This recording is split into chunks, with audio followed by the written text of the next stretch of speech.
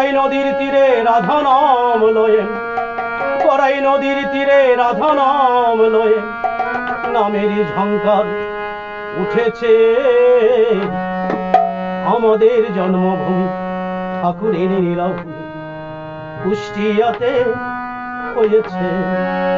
গড়াই নদীর তীরে রাধা নাম লয়ে, গড়াই নদীর তীরে রাধা নাম লয়ে নামেরই ঝংকার উঠেছে আমাদের জন্মভূমি ঠাকুরের লীলাভূমি কুষ্টিয়াতে হয়েছে।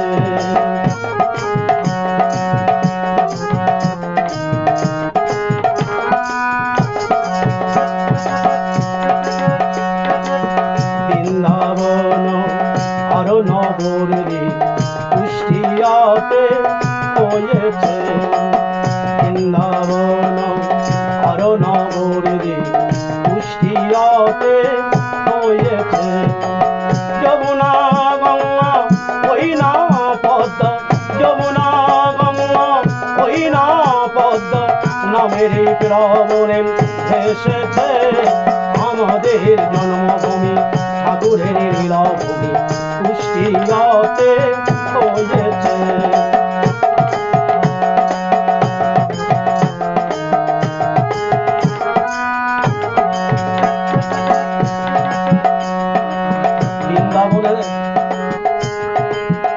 বৃন্দাবন ধামে অনেক কিছু আছে, নবদ্বীপে আছে, আমাদের কুষ্টিয়া নব বৃন্দাবন ধামে আছেন নিঃস্বার্থ রাজনৈতিক বীরগণ আছেন, সাধক পুরুষগণ আছেন এবং কবিগণ আছেন।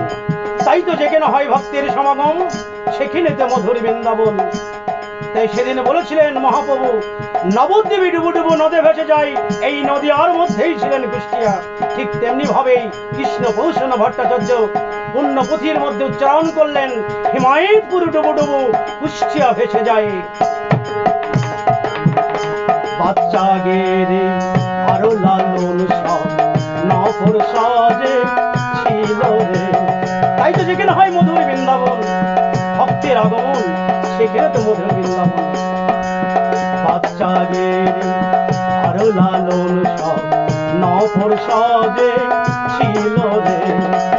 বাঘা জ্যোতি আজি জল কবি আকবর হোসেন ছিল রে।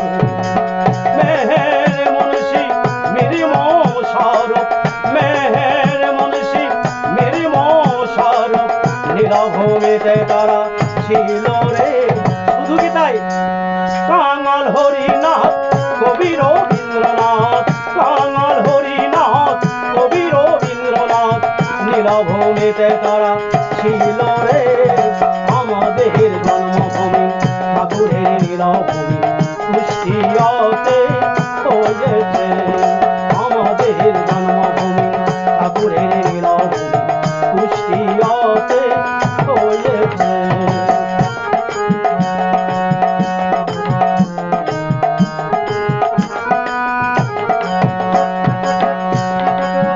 বিশ্বগুরুর মহামহোৎসব যে মাটিতে হয়েছিলেন এই মাটিকে আমার শ্রদ্ধার সঙ্গে প্রণাম করি।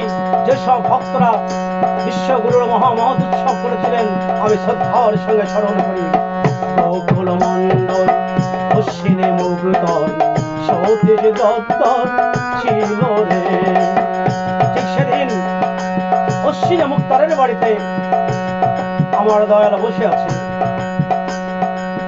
বীরুরাই সৎসঙ্গের দীক্ষা নিয়ে সঙ্গ দোষে সঙ্গরা বলছেন দাদা একটু মদ পান করুন।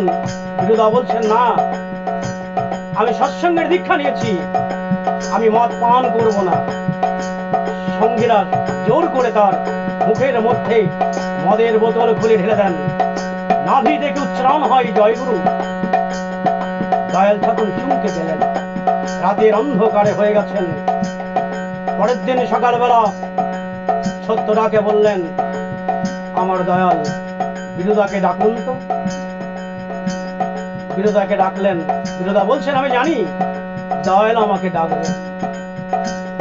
দয়ালের কাছে যখন বীরুদা গেলেন, দয়াল বলছেন ও যত বড় পাপ করেছেন পাপের প্রায়শ্চিত্ত ভোগ করতে পারবে না। সত্যদাকে বললেন একটি বেত নিয়ে আসুন তো। বেত না পেয়ে একটি কুঞ্চি নিয়ে এসলেন। আমার দয়াল পিছন ফিরে বলছেন, এই পিছনটাই 6টি বেতঘাত করুন। লোহ মানবের মতো সত্যদা দাঁড়িয়ে গেলেন। দয়াল বলছেন, যে কথাটি আজ থেকে 5549 বছর আগে কুরুক্ষেত্রের মাঠে ভগবান শ্রীকৃষ্ণের বয়স যখন 81 বছর ছিলেন, অর্জুনকে বলছেন তোমার আমার বহুবার এই পৃথিবীতে জন্মগ্রহণ করেছে, সেই কথাটি তোমার মনে নেই? অর্জুনকে আমার পরম দয়াল ভগবান শ্রীকৃষ্ণ বলছিলেন। সেই কথাটি আবার অনুকূল রূপে এসে কুষ্টিয়ার মাটিতে এসে সত্যদাকে বললেন, তুমি শ্রীকৃষ্ণের পক্ষে যুদ্ধ করেছিলেন, ওই যুগে ছিলেই, ওই জন্মে ছিলে তুমি রাজা সাত্যকী, এই যুগে তুমি সত্যদা, ঠিক সাত্ত্বিক হিসাবেই আমার পিছনটাই বেদঘাত করতে হবে। মেরেছিলেন কেন? যুগে যুগে তিনি আসেন এই ভক্তের পূজা বহন করতে। গোকুল মন্ডল অশ্বিনে মুখতা সতেজ যদ্দা ছিল রে, বিষ্ণু নিঃশ্বাস ননি সরকার রামকৃষ্ণ দে ছিল রে।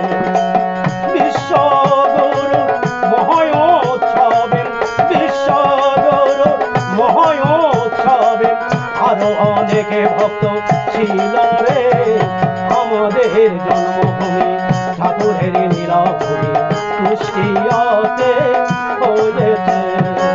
করাই নদীর তীরে রাধা নাম লয়ে, করাই নদীর তীরে রাধা নাম লয়ে, করাই নদীর তীরে রাধা নাম লয়ে, করাই নদীর তীরে রাধা নাম লয়ে। নামের ঝঙ্কার উঠেছে আমাদের জন্মভূমি ঠাকুরের নীলাভূমি কুষ্টিয়াতে হয়েছে। আমাদের জন্মভূমি ঠাকুরের নীলাভূমি কুষ্টিয়াতে হয়েছে। সবাইকে আমার অন্তরস্থল থেকে জানাই আনন্দিত জয় গুরু, জয় গুরু।